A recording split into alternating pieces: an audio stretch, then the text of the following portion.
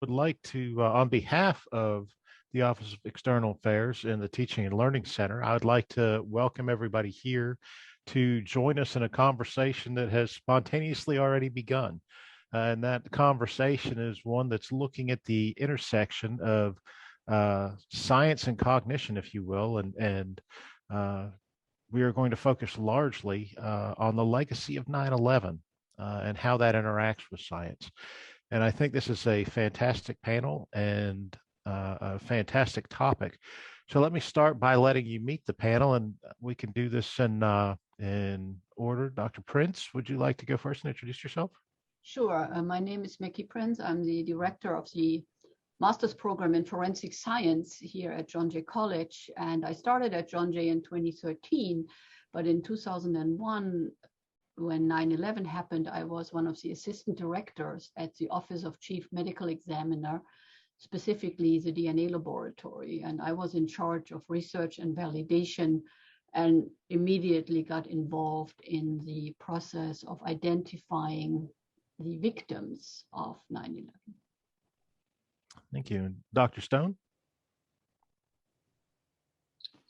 Yes, I'm an associate professor in the psychology department here at John Jay. I'm also the director of the Psych and Law PhD program at the GC and here at John Jay.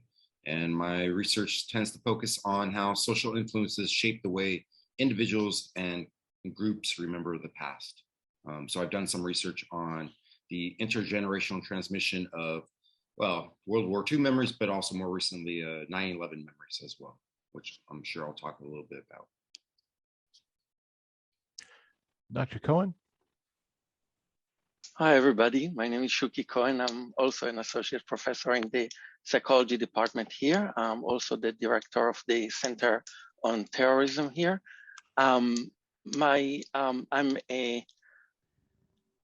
My first degree is in biophysical chemistry, and then I became a brain scientist, neurochemistry, and then I turned to do my PhD in clinical psychology when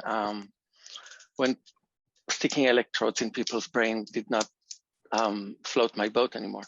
So my research is in violent radicalization, and what I'm looking at is I'm interested in how the brain processes our social information to reach conclusions that are violent. And that, of course, means terrorism, but it also means other phenomena such as conspiracy theories and other violent phenomena. I'm using language as the best proxy to data that otherwise I would have liked to see from a brain recording. And I'm sure I will speak more about it when appropriate. Thank you for having me. Fantastic. And Dr. Valati? So hi, everyone. First of all, I am honored to be here today with such a wonderful people. My experience is a lot different than your experience. I would say that my experience with disaster started at the age of 3. Because I am Italian and there was a terrible earthquake in 1980 in Italy. So that's how I started experiencing disaster. And then from there on, like my career has been all involved with disaster science and emergency management. I am an assistant professor in security, fire, and emergency management at John Jay College. Just, like I like everybody shared a little bit about what they were doing and where they were at during 9/11. At that time, I was only a student, sorry. And that's what I was doing. But I remember like we were really in shock. Like I was in Italy and we were shocked by what we were witnessing at that time. My research is in disaster communication and volunteer management system in disaster, and also community resilience. And I have heard so many words already about community resilience today, adaptability, creativity, and innovation. And I am really excited to join this panel. Fantastic. And as a way of brief introduction, my name is Warren Eller. I'm the chair of the Department of Public Management and an associate professor here at John Jay. And my job throughout all this is to I know we'll have no problems keeping the conversation rolling, so I'll say trying to rein in the conversation. And with that, we have a number of topics that we wanted to discuss.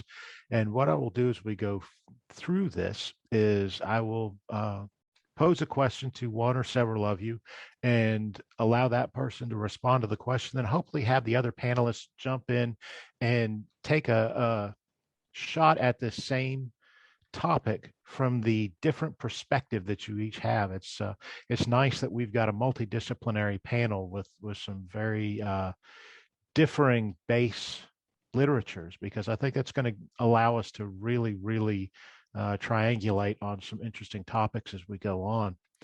Now, for the most part, all of you focus on communications in one form or another, and we just heard disaster communications, and we've heard more largely topics of transmitting memories, and with that, I would like to address Dr. Stone and say, when we're talking about the transmission of these collective messages, how do you see this seminal event of 9/11 in the United States having a role? Yeah, I mean, it's an interesting question in the sense that, one thing about humans is we're very biased towards our lifetime, right? And so at some level, we see 9/11 as a very pertinent event because we're alive and it's now. But, things diminish, right? Like, and, things that happened in the past are not as pertinent as they are now. And so we see 9/11, I think, as a particularly pertinent event, whereas we might not see things that happened before our lifetime as pertinent. And so I think the question of like, how important is 9/11? I think it is important, but I think we're also biased in the fact that we live during this period of time, whereas we might not ascribe such pertinence to, I mean, let me frame it this way. What got me into my interest in 9/11 was I was thinking about like Pearl Harbor, right? So Pearl Harbor, a lot of people learn about that. Americans learn about that in their US history class and so forth, right? But I don't think people ascribe as much pertinence to Pearl Harbor as they would to 9/11. And so where does that wane, right? So how does that, when we think of these critical events in US history, world history, or what have you, there's a certain level of transmission across generations, but there is a waning of the pertinence of those events and so forth. And so what got me into studying 9/11 is we have this kind of very pertinent event that happened during, I'm assuming, most of our lifetimes, those are here. And where does that start to diminish in terms of the transmission? So I was interested in, what does the next generation remember? What will they remember about 9/11? And will it be as pertinent? I don't think we really know the answer to that because, again, we are still biased and we are still kind of living through it. I'm assuming for most of the people on this panel, 9/11 still looms large. The next generation, less so. The generation after that, even less so. And so I think the role that 9/11 will play subsequently, at least in terms of what we collectively remember, is an open question. Because again, if I go back to say Pearl Harbor, for the Americans in this room, what do you know about Pearl Harbor? By and large, you probably know it happened, right? That's it. So, I mean, that's largely probably what's going to happen to 9/11. You'll know it happened. But people won't know the context. They won't know the memories of those that experienced it. And, I think that's an interesting question. And I think it's also an interesting question in like, so what purpose does it serve, right? So as an American, I know Pearl Harbor happened.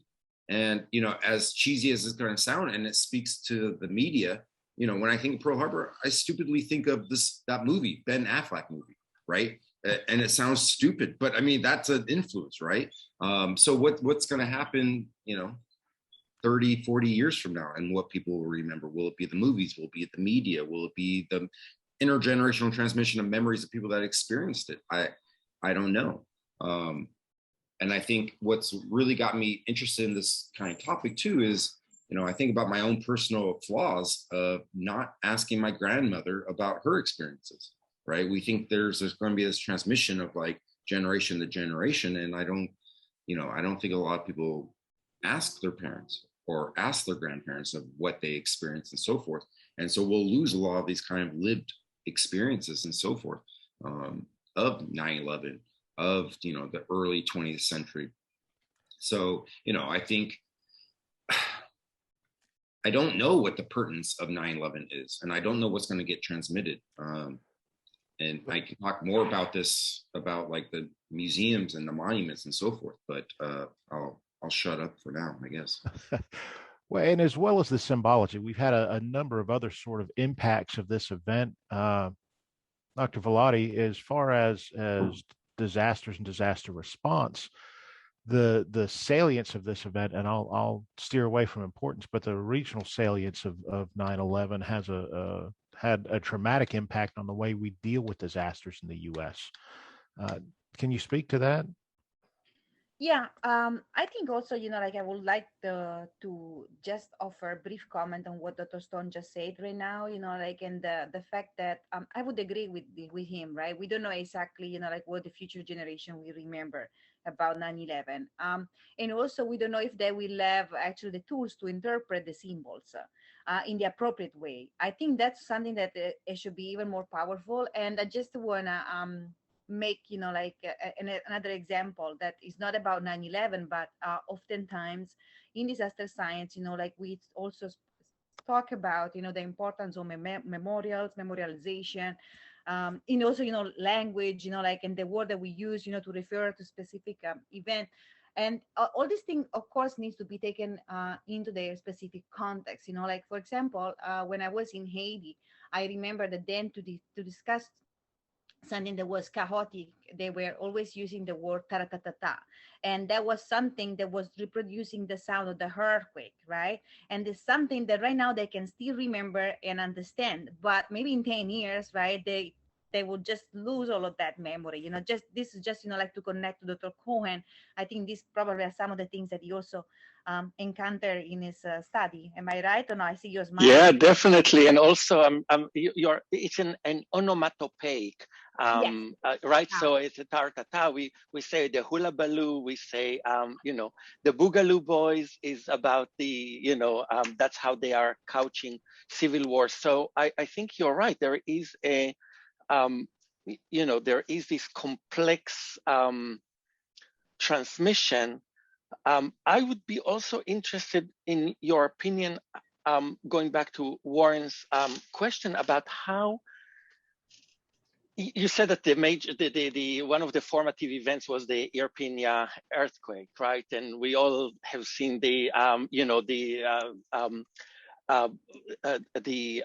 photos from Campania and stuff like that, right? So, but if you're looking at the way the Italians, and I don't mean to make it into a diplomatic incident, but you're looking at the way the Italians have dealt with it and how they basically they brought the Camorra into the fall because of corruption.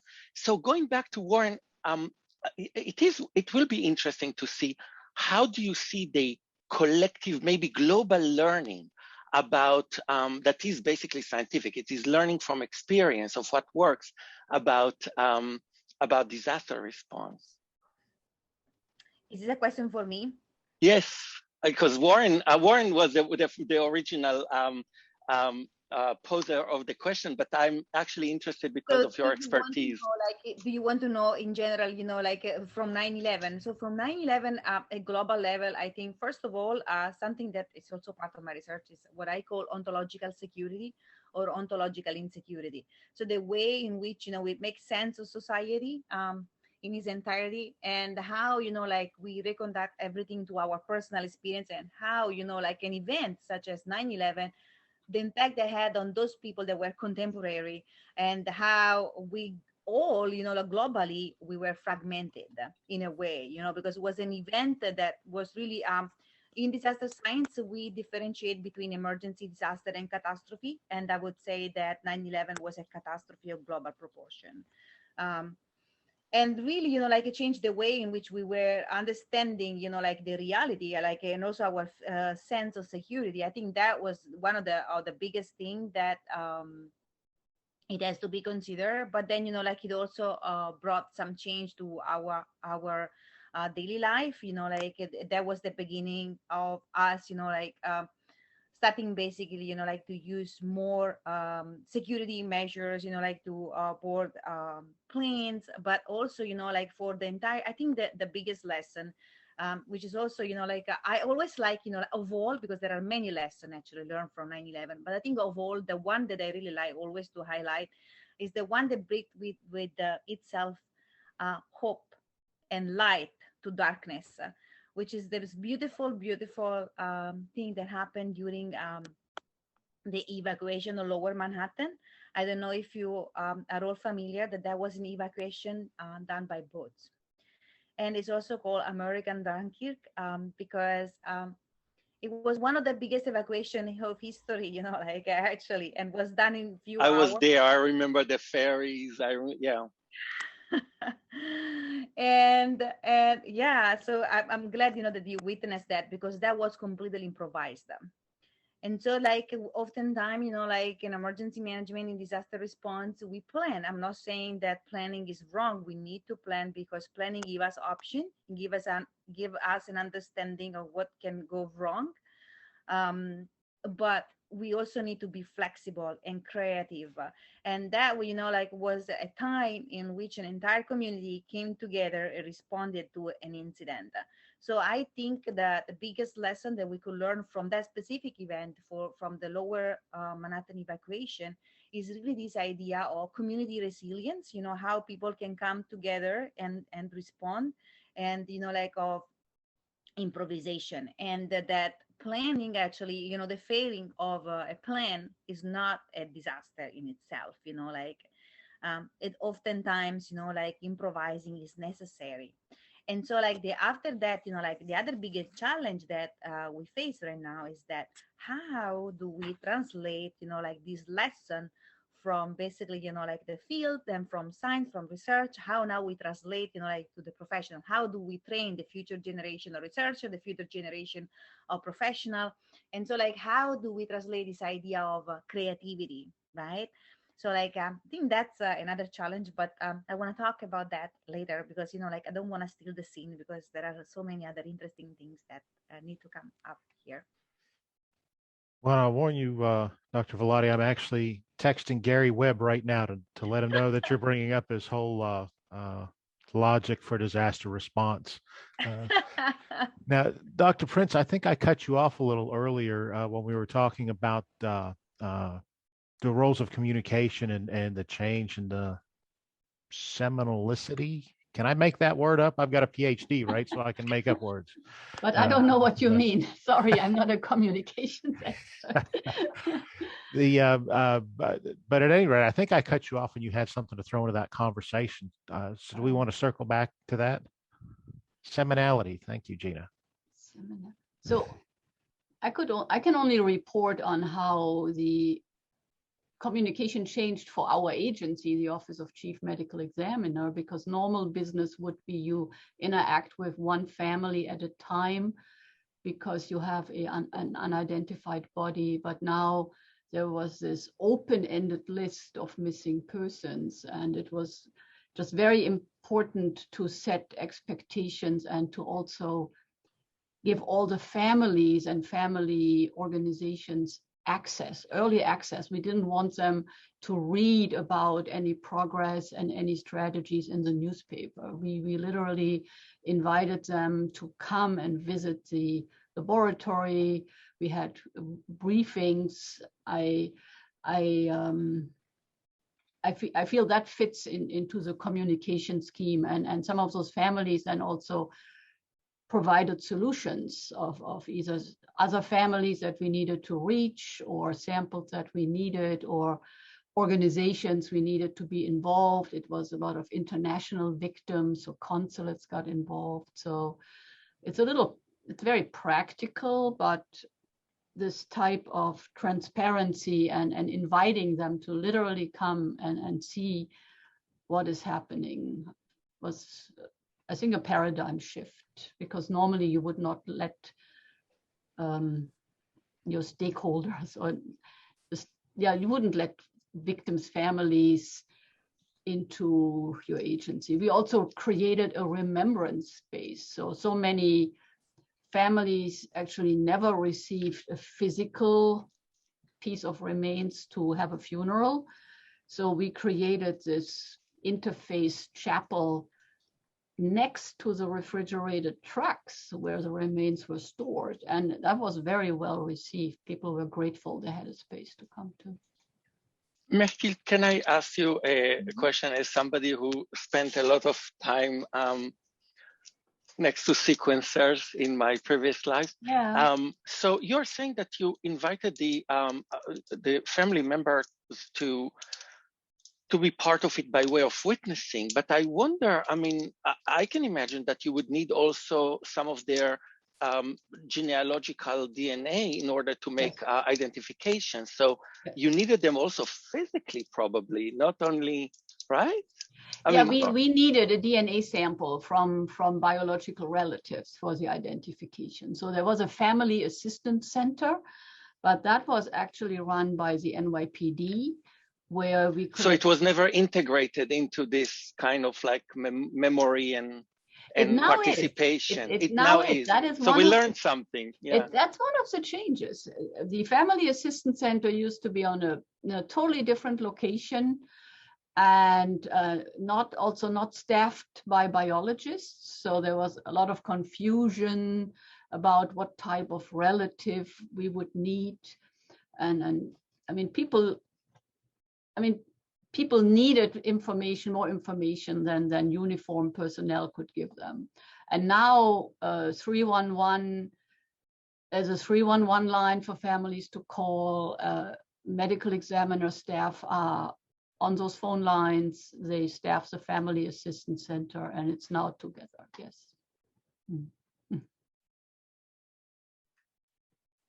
Yeah, I'm interested, and I'm going to go off script here a little bit. I hope you guys will forgive me for this, but one of the strains that I've noticed here, and it's tough for me to be too observant, being an American, right? I lived this through the American experience. I lived this as a U.S. vet. But one of the things I've noticed in my work is the difference in the way cultures witness things. So the earthquake was remembered differently in Haiti. If you go to Rwanda, the way they deal with their genocide is different than you see it being remembered in Europe. Can this panel talk a little bit about this idea of witnessing and the remembrance as we are talking about how this collective memory will go forward? And is there a difference? You know, one of the unique things about Manhattan is it is one of the most heteroscedastic populations I've seen in my life. And I'm interested in how those cultural differences interplay in this relationship. So I'll throw that out to the panel, and you guys can sort of. I mean, I'm happy to jump in. I mean, when I hear you say culture, my mind goes to social identity, right? And so we all have, I mean, social identity is one of these like phrases that people like to use, but no one can really pin down, right? So we have, for example, right now, we could all have a social identity of joining this Zoom meeting, right? Like, I mean, it's a hard thing to pin down. And culture is one way to kind of pin down the social identity. A nation is another way. Manhattan's another way. Brooklyn's another way. New York State's another way, right? And so we all are, we navigate this web of social identities. And so it's really on a continuum and so forth. But at least in terms of memory and so forth, is we find a huge boundary condition that is social identity. So the ways in which we remember the past is limited or expanded upon how we identify. So for example, with 9/11, let me take a step back and go into something that I would talk about. So for people that experienced, not necessarily experienced, but were alive for like 9/11, by and large, they probably forged what we would call a flashbulb memory. And this is where you were, the context, the circumstances when the event occurred, right? And you'll hear a lot of people talk about like, I'll never forget I was, you know, in my bedroom when 9/11 occurred and so forth. And those are what we call flashbulb memories. And there's a huge boundary condition of social identity. So you only forge these types of memories if you identify with the group afflicted, right? And so, like others have talked about, 9/11 was a worldwide phenomenon. So you'll probably find a lot of people worldwide have flashbulb memories. But for more specific events like earthquakes in Italy, like earthquakes in any other part, or any other major event that's specific for that kind of group, only they will forge those types of memories, right? So they'll be more meaningful for the Brits that had a major event that occurred in Great Britain and so forth. So I think you're right, Warren. I mean, the culture, the social identity that one ascribes or belongs to will greatly shape how you remember it. And maybe you're asking a larger question in terms of how they'll respond to it, which I can't necessarily attest to, but I know others on this panel can. Actually, maybe I should take it from here, because Charlie, I love listening to you because you're very uplifting. And I want to talk about the darker side of social identity. It's very much related to what Lucia said about ontological security and insecurity. And we have to understand that the way we make sense of trauma, especially collective trauma that we attribute us to being part of, is very much related to, you know, it's a very potent psychological process. And that potency can be used for good or for evil. So Lucia was talking about hope. You're talking about flashbulb memory. I'm also aware that if you are circumscribing the social identity in such a way, you can also forge the memory to be vengeful, and to lead to radicalization in the same exact token, right? So we are starting from more or less the same exact reflexive reactions to trauma, and then we can take it very different ways. Just to remind you, because after all, we are John Jay, and we're looking sometimes at the darker side of things. And if I may, you know, just to add some darkness, yeah. Sorry about it, to say all that. No, it is sometimes like, I think something that we didn't highlight, you know, like, yes, definitely, you know, like you can forge the event, you know, like, and you can bring some people, you know, like to be revengeful, you know, like, so you can have this, but also we need to remember the memories, and what it get remembered is a matter of power. It's really like, for example, this is a very brief example, very simple example that happened, you know, like on the West Coast in the United States, and this is related to tsunami. So what we have in the city of Cannon Beach, like they already knew actually much earlier. I mean, the signal that the West Coast, you know, like was potentially going to be affected by tsunami, because they are at tsunami risk actually, it's something that is always been there, where it is, you know, like in the narration and in the story, in the symbol of the natives. Like they have the story. They have the story of the eagle that goes and get all the people and bring them to safety up to the hill, you know, like, but nobody could interpret that, right? And nobody was looking at that, you know, like, and they start building close to the coast. And then all of a sudden, oops, we are at tsunami risk. Listen, the story was always there, you know, like you just ignore the symbol, you ignore the story, the narration, you know, like, because that was not part of the main culture, but was part of a subculture that was less powerful. And I'm sorry, you know, to say that, but that's the reality of things, you know, like, so yes, we also need to remember this dimension of power. And so, like, I think that what is our duty is that how, you know, we can ensure, you know, that all the narratives, right, occupy, you know, like the same, you know, like space, you know, like in the narration of an event. Well, and I can jump in here because Shuki, I can be dark too. No, and I think that the power, I mean, this is a huge issue when it comes to what gets remembered. I mean, not to get too academic, but you know, the rule is we forget. Like we forget most of our life, we forget most of our past. I mean, you look at like US history books or world history books and they're like this thick, right? I mean, that's pathetic, right? That's not US, that's not world history. It's a lot more extreme. And so, you know, what we end up remembering tends to be what the narratives are given to us, right? Our textbooks, the monuments that we build, the museums that we build. And you know, I didn't have a say. Like I know that there for like the 9/11 memorial and the 9/11 museum and other things moving forward, there's been an effort to try to be more democratic about it and bringing people in and their perspectives. But at the end of the day, I don't have a say in that, right? So when I walk around the museum, that museum is going to influence what I think is important about 9/11, right? It's going to influence my own personal memories. And so there is a power structure that certain people that are deemed, you know, arbiters of what should be remembered largely get to say what is remembered, right? Again, I'm an American, so a lot of what I think about US history, what I think about like Civil War, what I think about World War II, you know, is strongly dictated by the textbooks that were deemed appropriate to teach our children, right?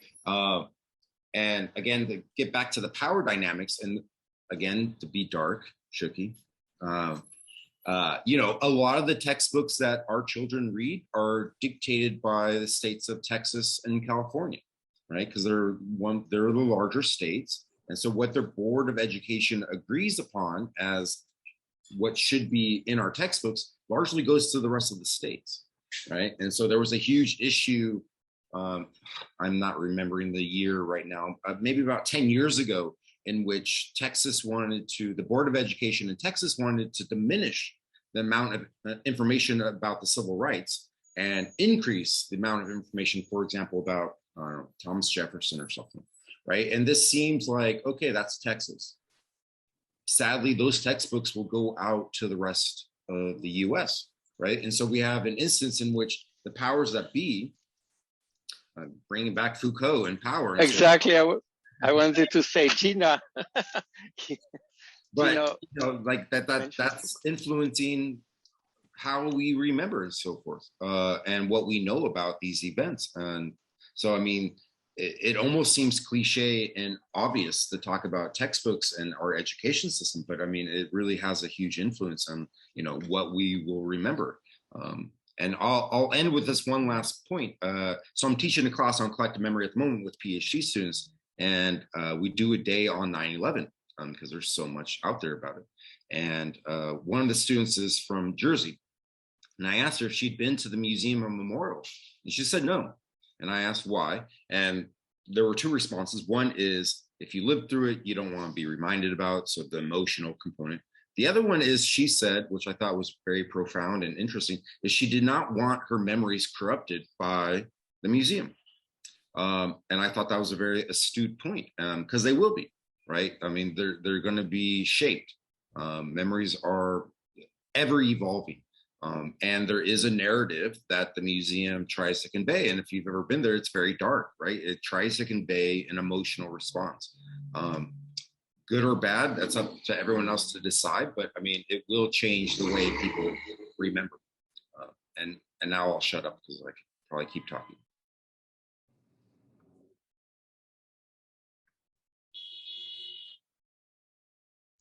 Thank God Zoom reminds me when I'm muted. It's got a little thing on there that tells me when I start to talk and I'm not muted. I'm really, really interested, and I'm so ready to take a huge tangent now that we're starting to talk about some of these signaling things. But I think one of the things that I'm really interested in, we had a very large public reaction, and it was a remarkably unified reaction, right? It was a time when President Bush the Jr. broke records for presidential approval in the United States, right? Interesting that President George W. Bush was able to top President Richard Nixon's popularity. But it was a time that happened. We did, however, have another set of opinions that were much more quiet, and those were of the victims' families themselves. And actually, the normative statement you made a minute ago, Dr. Stone, is what sort of brought me to this. But Dr. Prinz, you just told us about some revolutionary changes in behavior of the office and the way they managed folks, but there were still some concerns about the treatment of remains, about the way things were handled. Can you speak a little bit to that controversy that came up and how it was received by folks you were working with, given I would have expected just the opposite response if I were on the government side of this? Okay, so I know what you're referring to. There were, so when I said the victims' families, that was not a monolithic block. So there were different factions and a lot of different opinions. And there was one very vocal group who felt there wasn't enough effort made to recover victims' remains, specifically, I mean, the fact that the debris was brought to a former landfill was perceived as to be insulting. And then there was a conveyor belt search strategy to find smaller pieces of remains. And there was some criticism that was not effective enough and not everything would be recovered, which clearly every process can be improved, but that was difficult to deal with. And the fate, and I don't know if Lucia is ever involved in that, in every mass fatality, there is a set of biological remains that is not identified and is normally entombed somewhere.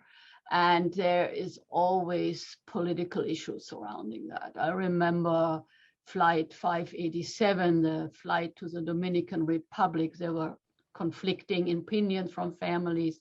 Same thing for World Trade Center. The museum actually has a crypt, and the unidentified remains are inside that crypt right now.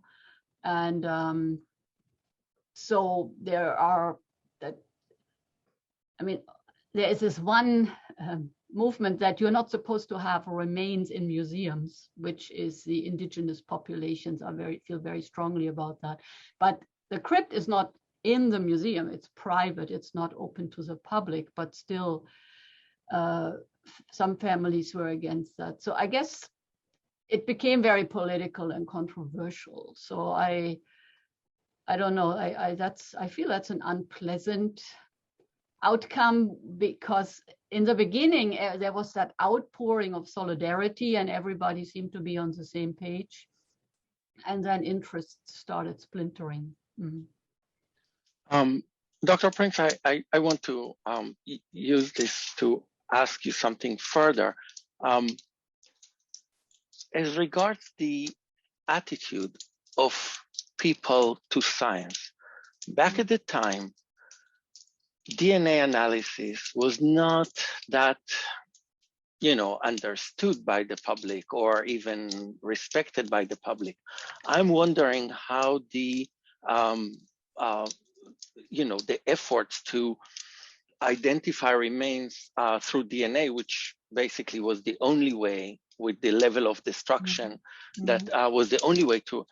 How might it have changed the attitude of public to science? Because, I can imagine that it can be a very powerful vehicle, almost like the, Edward Jenner's immunizations, right? So it's so dramatic and it saves so many children's lives that you have to believe in science, and that creates better than, that accelerates something that, would have taken a long time in education and rehabilitation of the technique.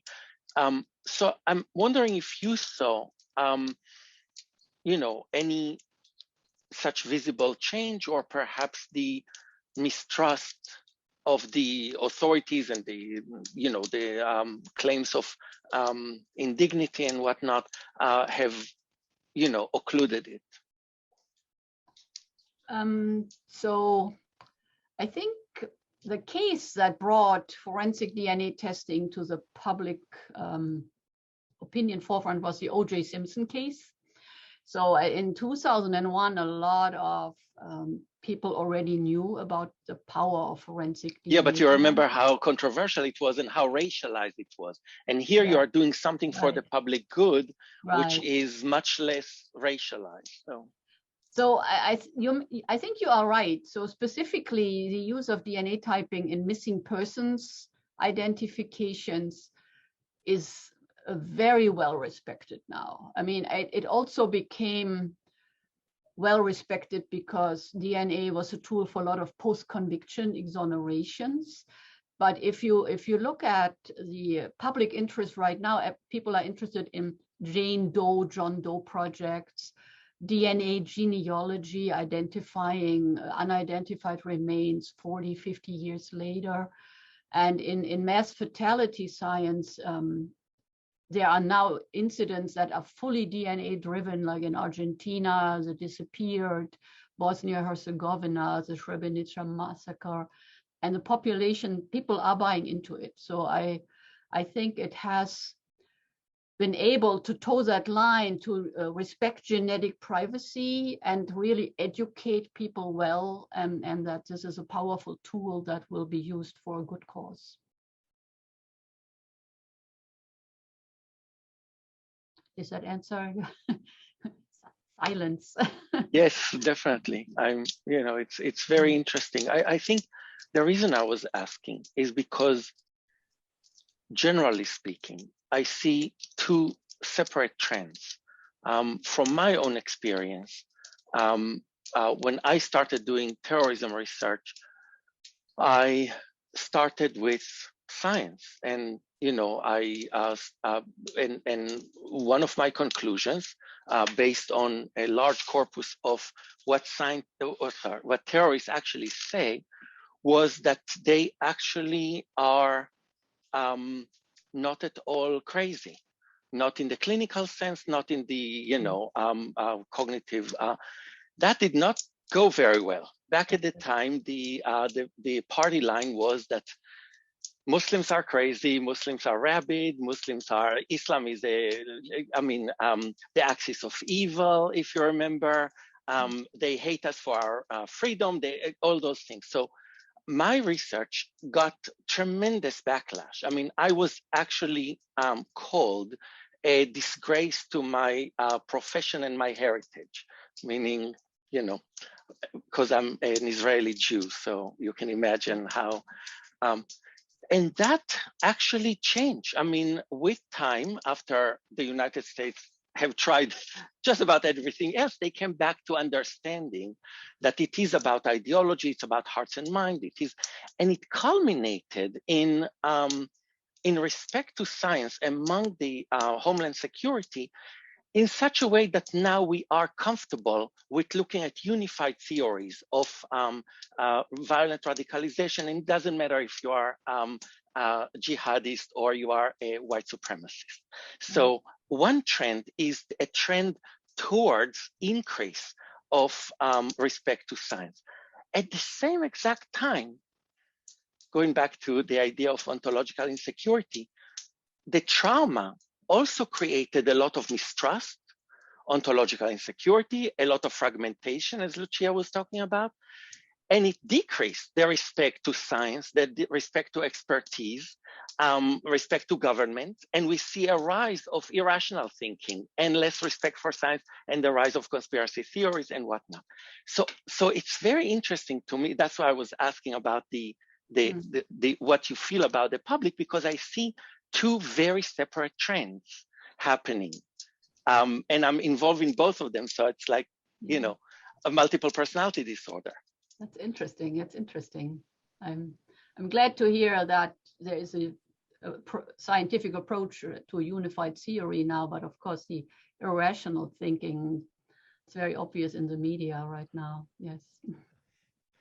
Well, and So let me tell you, as a guy who's trained pretty closely with economists, I carry a very different definition of rationality from principal agent theory. So, I I find it even more difficult to think of any behaviors as irrational by definition. But I think you have all gotten us to a pretty good point. And while I'm enjoying you guys being here and answering all my personal questions and making this the Warren Show, I would like to encourage people who are listening in to think about some questions they'd like to address to this panel and go ahead and put them in the text, and we will get to them in a few minutes. We will open up the panel to questions. But in that time, we have breached on the idea of communications. And we started with communications, but we've now touched on this idea of, and I'm going to put it in a larger sense, the idea of trust. And I know Dr. Velati has long experience with a lack of trust in government and what that means in disaster situations. But I think we've all experienced that. And while it's great for me actually to hear that practitioners have a greater faith in science as we move forward, I think it's fair, and I think it's apolitical to say that the population at large rejects science based on individual preferences. So, if you could we as a panel talk a little bit about this idea of trust in government, trust in science, and where we go to recover that trust?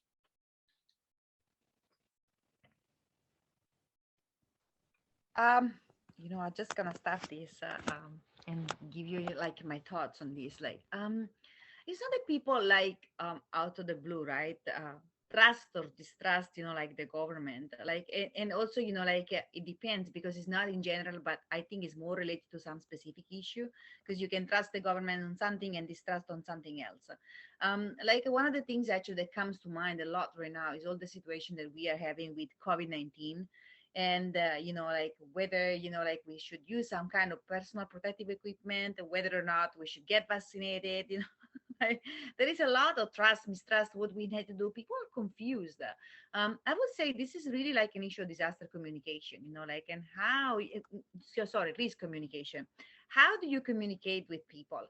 And one of the things is this idea profoundly, that we profoundly share. Even though we as a scientist, I think we have to admit this, we as a scientist, we know exactly 100% that there is not an exact science, because when we enter academia, we signed in for, I'm going to be put here just a very tiny little brick of knowledge, and then everybody else is going to put their little tiny brick, and maybe we see a wall, maybe, and then there will be a hole in the wall, and then we need to rebuild the wall again. Everybody knows that that's what we do daily. However, when we go down and talk to the population, we say science knows everything. We know this, and that's what you have to do. And then we go back, we say, no, we didn't say that. No, you misunderstood. And then, we're not credible anymore because we are not saying that science is not exact. We don't know everything. This is something, and I'm sorry, I see myself, always talking about earthquakes in Italy, but because I see this thing repeating over and over again. It's not something that is happening just now. Like in Italy, actually, we had a humongous case. So what happened during L'Aquila earthquake? This is something that really shook the entire scientific community because it was said that scientists cannot be accused, for having people not protecting themselves. So what happened during L'Aquila earthquake is that a panel, of scientists was asked, for their opinion about the evolution of a series of seismic waves that were affecting Italy. And what happened is that this panel, at the end of their meeting, they concluded by saying, all these seismic waves that we are seeing right now, this is nothing, bad. Actually, it's a good thing because there is a release of energy. And so we are not going to forecast any bigger earthquake. The truth instead was that we don't know much about earthquake and their evolution. So the fair point would have been just to say to the population, look, we don't know how the situation might evolve.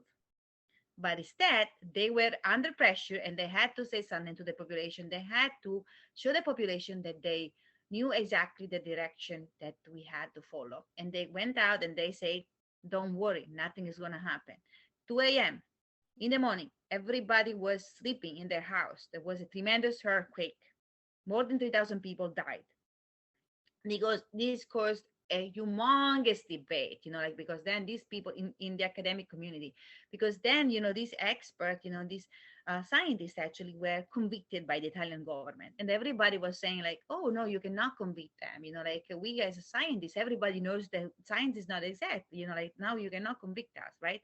But the minute you go out and you betray yourself as a scientist and you don't tell the population that I first don't know exactly what is gonna happen here, you change the behavior of people. I can tell you, those Italians would have left. They wouldn't have stayed in their houses. But you change their behavior. So I feel, and I know this is very unpopular, but I feel that yes, they made a mistake. And right now, what we are saying, the mistake the science is making right now, and that's why I feel we are generating, distrust is because we are not being honest. We are not just having the courage to say, we don't know exactly, how the situation is going to evolve, We need, as I said before, right? We need to improvise. We do not really have a plan for this because this is new and we don't know what is going on right now. So we are adapting our response while the event unfolds and while we get more information. So these are just, like my 2 cents on this. But Lucia, you also have to, going back to how the brain processes information, we also know that under distress, we cannot process nuanced, nuanced statements.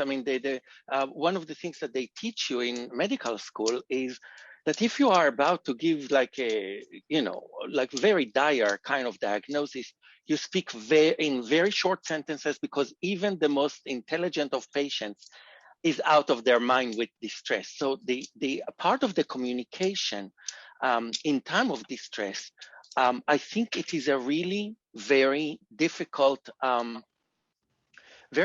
trade-off between fitting the message in its level of simplicity and perhaps even overgeneralization to the distress of the population that needs to know what to do on a very practical level, and maintaining the humility and in science and as scientists, meaning that we don't know, that this is statistical model, that nothing is perfect, that we still have. So this is a trade-off, and the trade-off is moderated by the level of distress.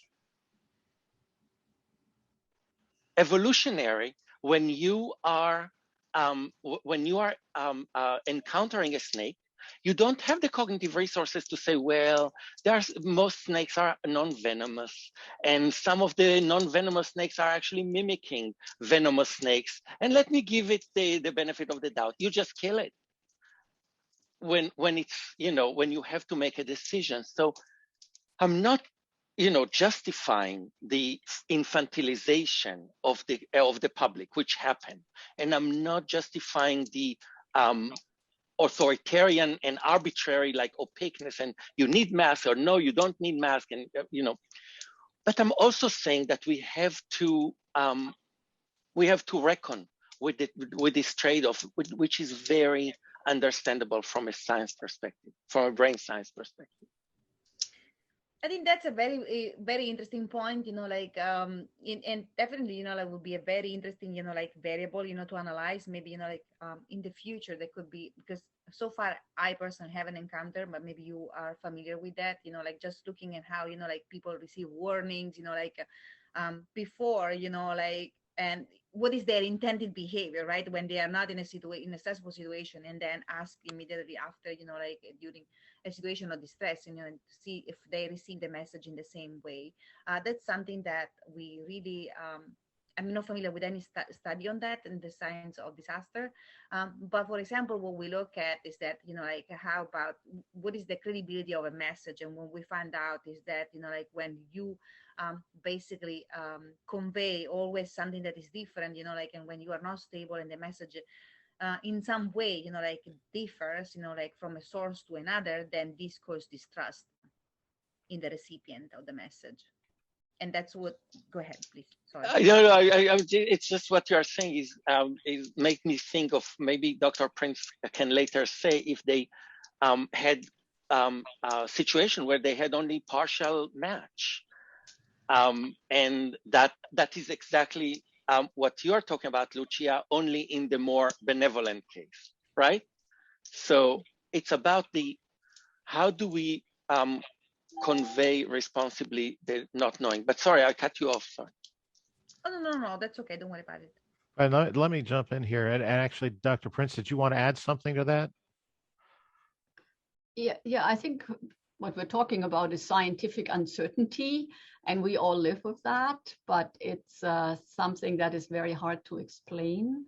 So for DNA casework, you just have to set a threshold and you use statistics. But I can see that in epidemiology, like the vaccine scientists, that is not an option. I mean, but did you have a partial match where the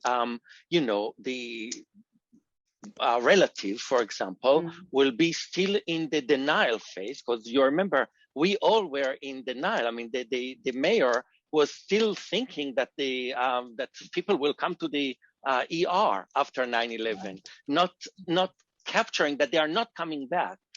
So did you have a partial match that was resisted because that uncertainty?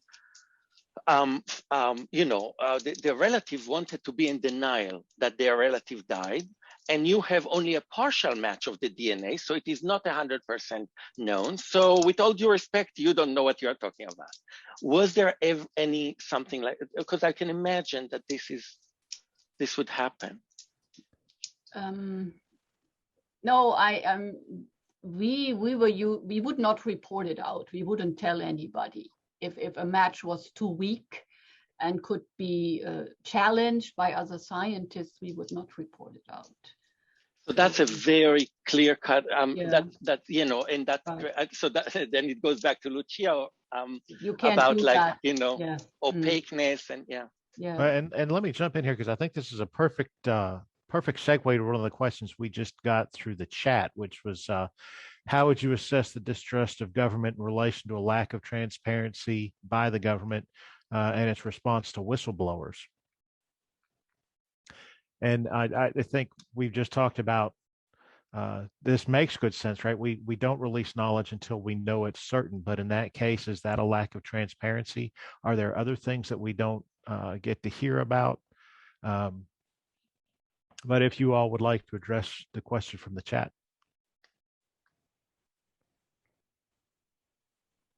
I mean, I'll jump in the sense that, this is only half of the question or the answer, right? I mean, part of the problem isn't necessarily, do you trust experts? Do you trust the government? It's, what did my aunt send me on social media, right? I mean, what Shuki was kind of talking about was, in psychology, we talk about two different routes of persuasion, right? You're trying to convince someone to believe something. You have two routes. One is give facts, right? Snakes are dangerous, or snakes are not dangerous, right?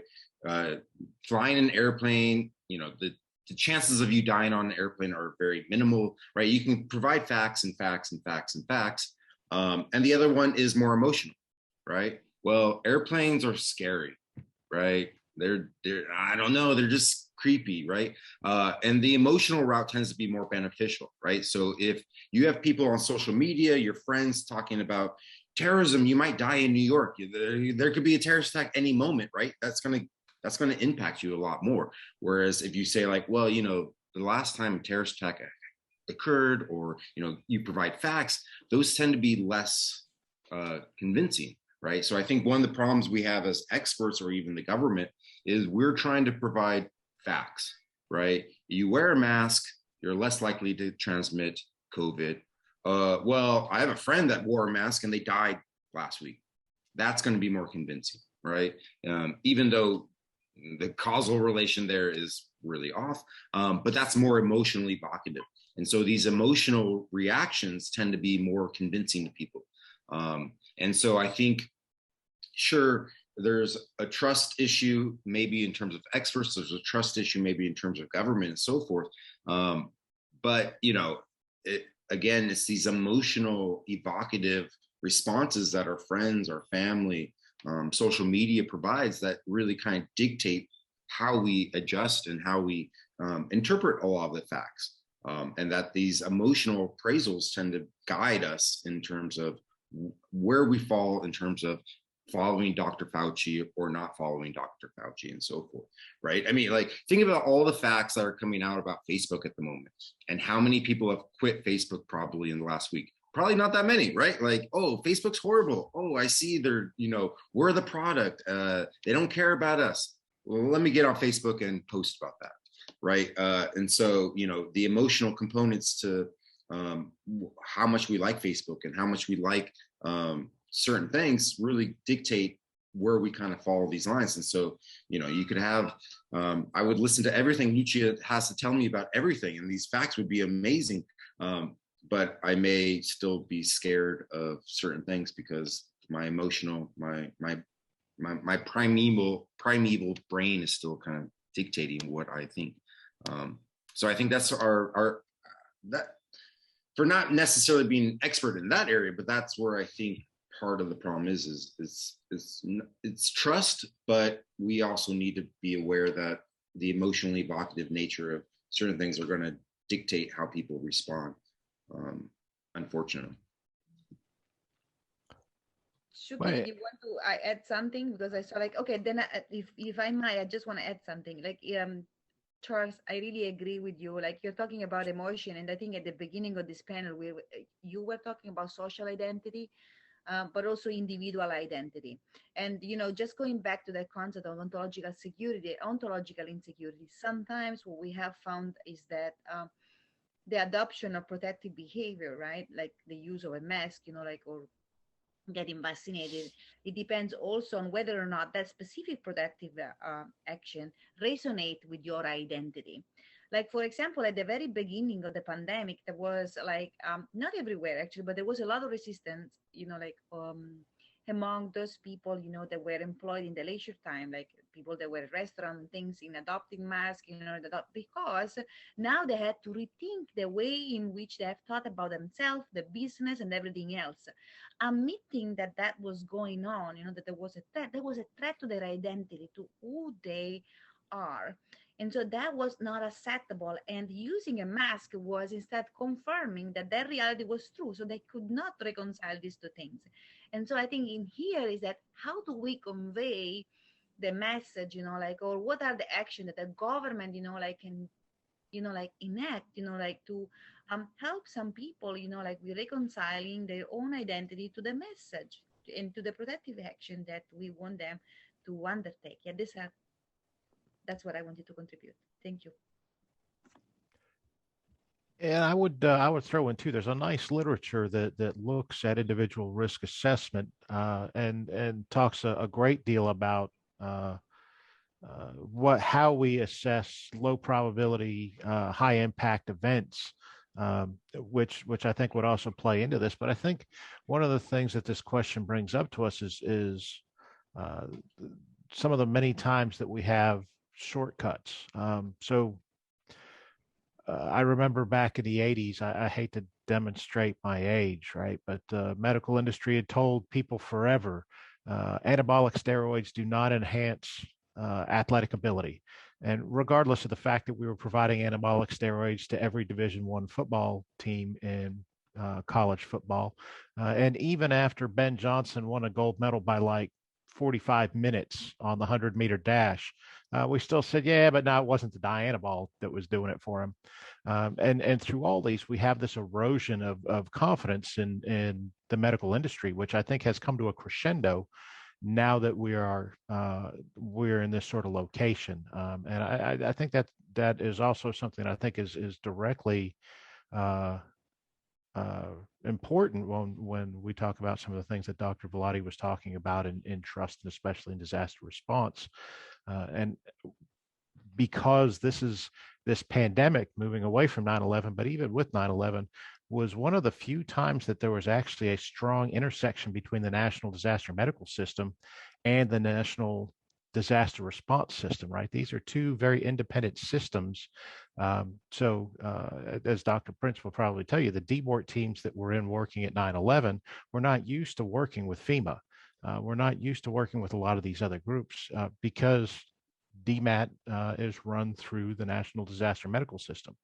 And so I think that trust has some bigger issues that the question sort of pointed out, with this whole idea of transparency and whistleblowers we can get to. But I think you're right, Warren. I want to take it a step further. Is you know, when you are looking at propaganda for violent radicalization, it's almost like you're looking at a very good advertising campaign, and you are saying they have done all the research. If this is what works, then this is what people want.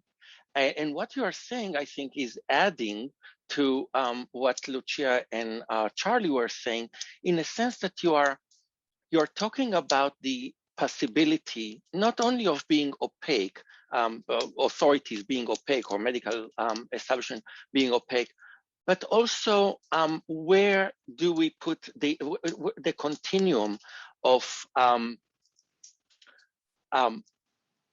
lack of knowledge, or maybe it is hypocrisy, right? So what happened with the anabolic steroids was sheer hypocrisy. Now, my research looking at ideologues in Al-Qaeda in Iraq. So I'm looking at ideologues, I'm looking at what they say, but I'm also using traction, because we can see now in the age of the internet how many people are consuming it. So the question is, they are all Al-Qaeda. What differentiates those ideologues that get very high traction and engagement from those who are not? And what I found is that it is not about the ruthlessness of the United States that made that dictated the popularity of the ideologues. It's actually the hypocrisy of the United States. Any person who showed how the United States is preaching one thing in Operation, which is exactly what you're saying about the anabolic steroids, right? Except that this is in international relations. So people were talk about like how many innocents, you know, Americans have killed, and there is no change in. Actually, they will not do very well. But if you talk about the hypocrisy, the smugness, the idea that you are doing one thing and you are behaving differently, that will have a moral outrage. We see that also in the conspiracy theories, according to which, like, have you seen the needle in the pictures of Kamala Harris getting the vaccination? No, there was no needle. It was a sham. Have you seen the needle? So we have lots of internet sleuths looking for the absent needle just to show that they are hypocritical and they have not get vaccinated. It's the same thing. So what you're suggesting is yet another level of complexity in our messaging, which is, you know, we are messaging our lack of certainty. We are messaging our also, we are also being opaque, but sometimes we are also being downright hypocritical. And I think there's no better note to end things on than hypocrisy. I would like, on behalf of the Office of External Affairs and the TLC, to thank our panelists for coming in and just having this great discussion. This was a lot of fun. I wish that we could easily carry it over into a bar to finish the conversation off like we would at a conference. But that's something I think we can have the Office of External Affairs sponsor next semester. With that, Gina, I will turn this back over to you, and thank you for inviting me to this. Oh, you're welcome, Warren. Thanks for doing a superb job of moderating this panel. And everyone on the panel, Mekhi, Lucia, Shuki, Charlie, this was a one-time experience. We are all incredibly grateful to you for coming together, having a conversation most of us would have wanted to hear, I think, in a bar, at a conference, anywhere we could just be part of the audience. This was illuminating, and I hope we carry these questions forward.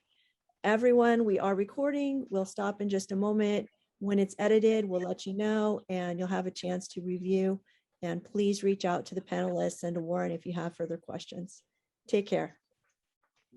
Bye, guys. Bye.